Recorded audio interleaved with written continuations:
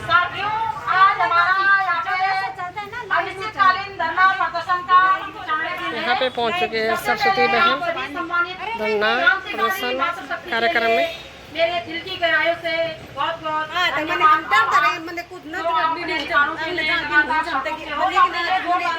ताली बजाइएगा।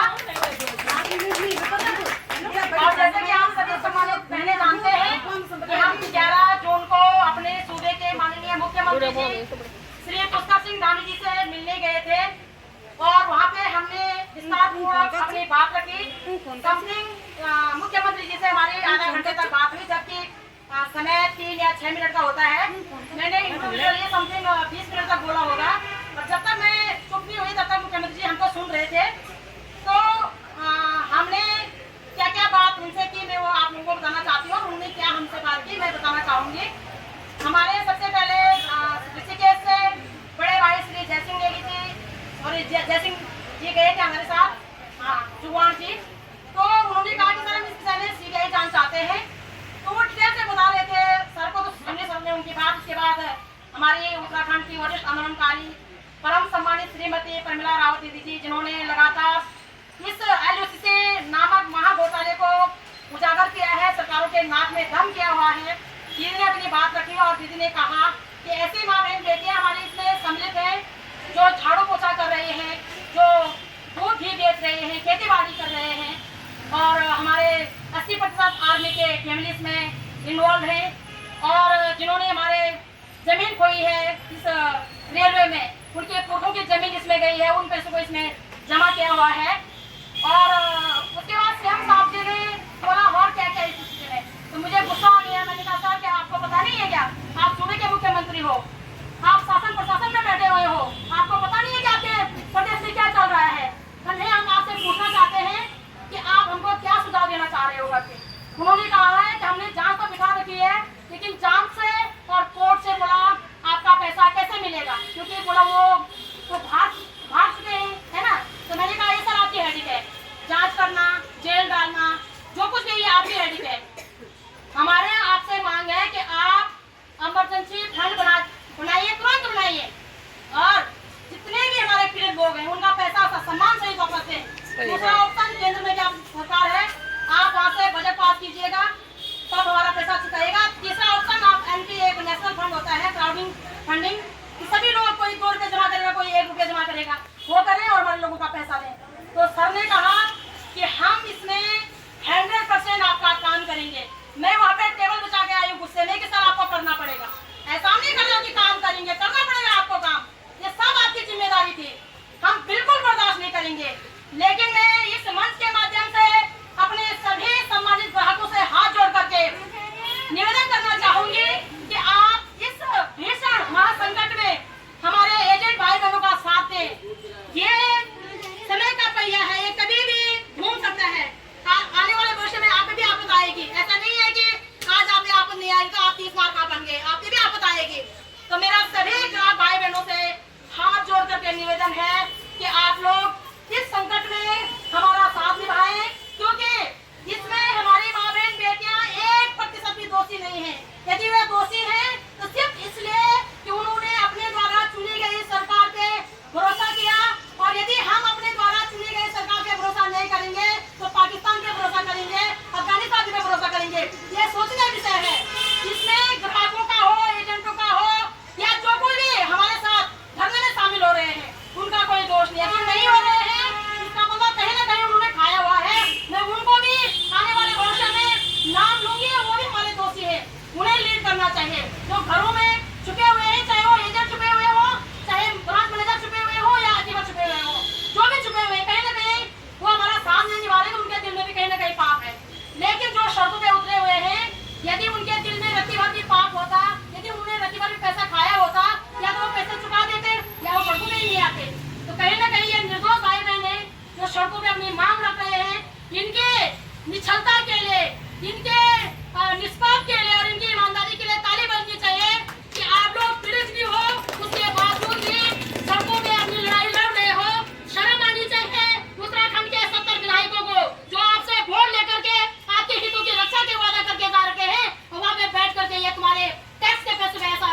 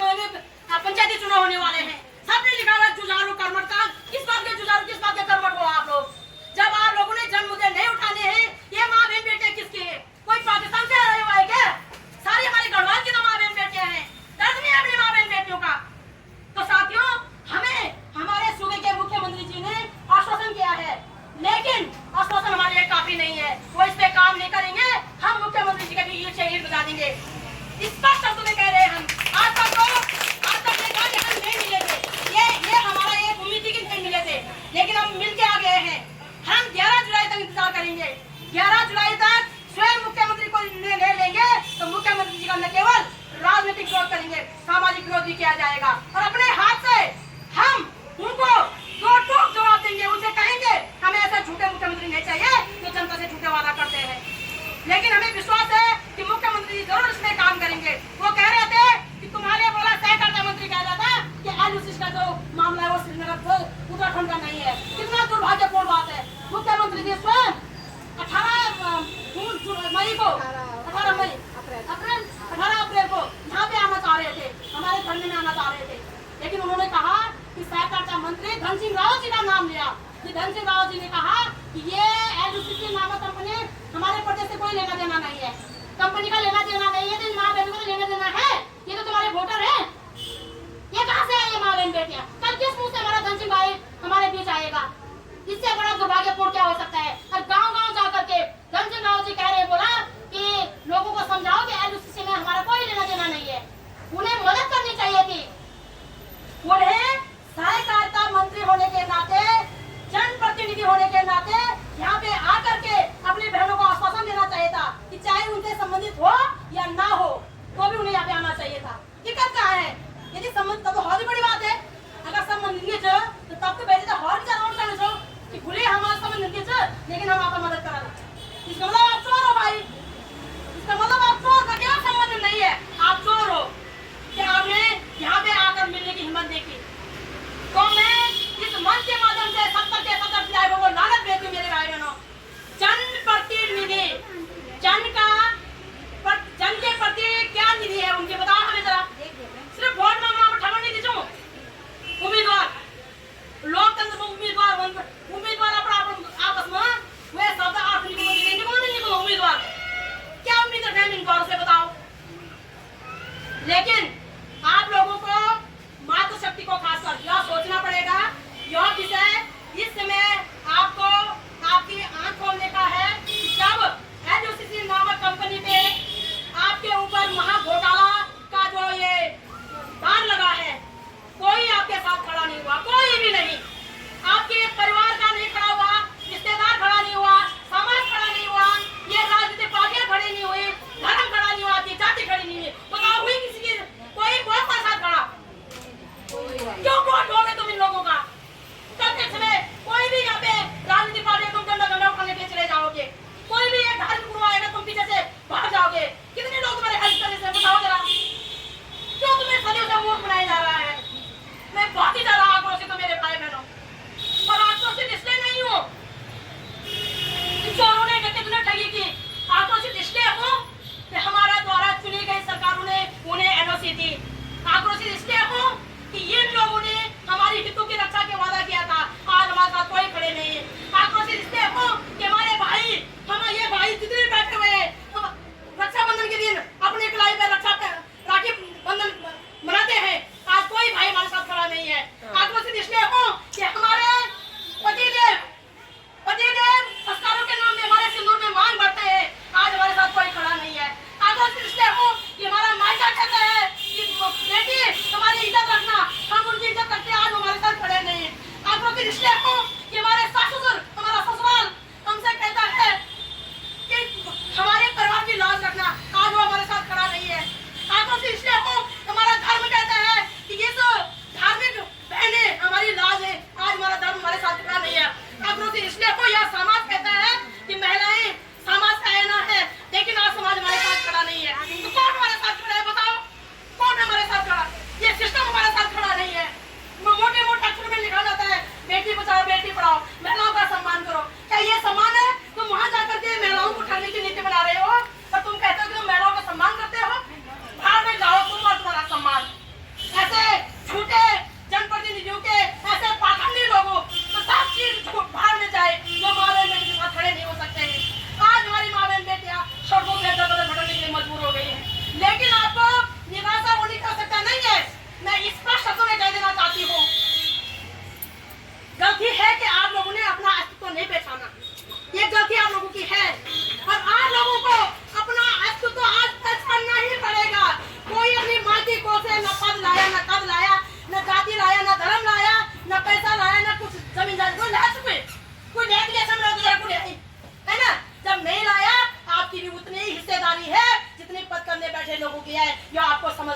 सभी मर चुके हैं साथियों, श्रीनगर के सिवाय सभी जगह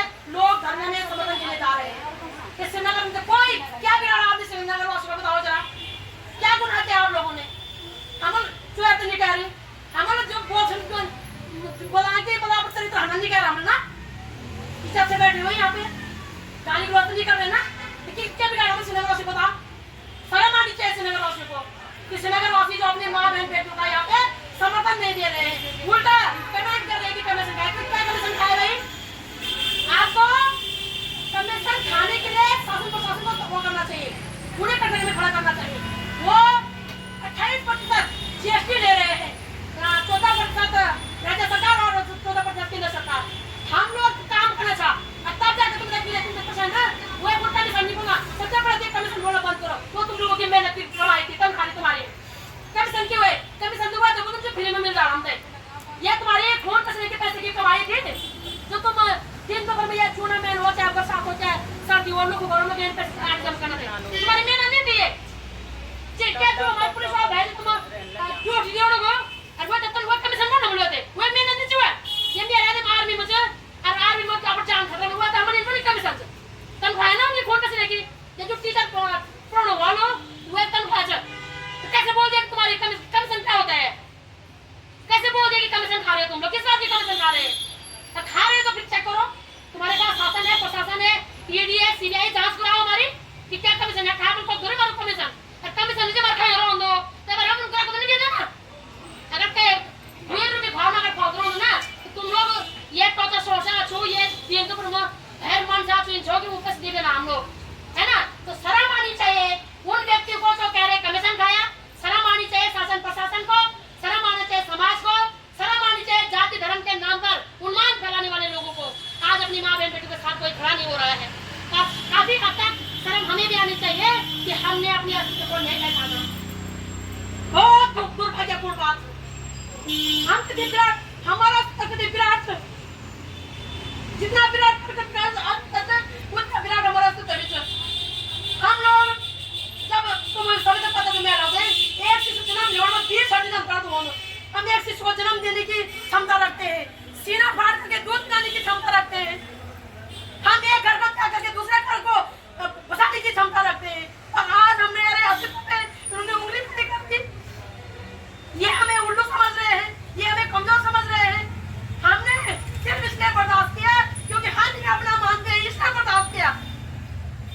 यदि हम भी नहीं हुए जो ना ये संसार चलो ना, आप लोग देखना वाले भाई बहनों लगातार खबर हो रही कि कैसी महिला हुए अपने जो लगा कर लंबधनी कैसे अपन जो हत्या करा देनी चाहिए। क्या हम भी क्या नहीं संसार इस समाज के सामने हम ही निकाल दिया, हम तभी तो पूरा वजह छोड़ के निवांचन होना। लेकिन अपने अस्तित्व के लिए हमने लड़ना है, हमने जीतना है और जीत के दिखाना है। किसी की हिम्मत नहीं होनी चाहिए हमारे अधिकारों का हनन करने की। और मैं आप लोगों से बोल चाहूँ, आप निराश बिल्कुल भी ना हुआ। जो हमारे पैर के लोग जो चाहे वो